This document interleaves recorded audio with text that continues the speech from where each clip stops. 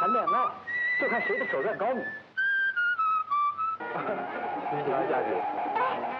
1912年的台湾老电影《龙山寺之乱》，这是一出活泼的恋爱喜剧，用男女主角之间的三角恋来描写台湾早前的族群冲突。但是导演白桥以用族群包容和和谐的结局来传达伊的不满。研究员指出，这些台语片上接用爱情的手路来讲严肃的议题。台语片较实行的时阵，其实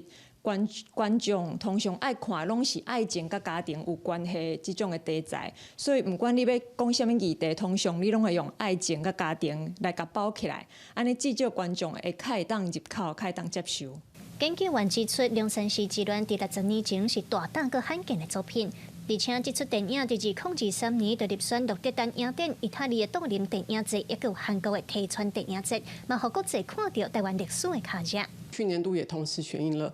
流麻沟15号，所以在这样的映照之下，他们的选片角度其实是相当着重在讲述台湾白色恐怖时期的历史，还有对应的电影文化。特别还指出了白客导演是在白色恐怖的时代下，他非常大胆的透过电影传达对历史的原谅跟包容，然后还有对族群和谐的一个盼望。佮说来，后礼拜就要过年了，为着要迎接龙年，国家影视厅中心要伫过年时啊推出4部和龙有关系的老电影，其中嘛有这出《龙山寺之乱》，并将伫 YouTube 就当免费收看。记者卢尚如、谢桂林、新北报道。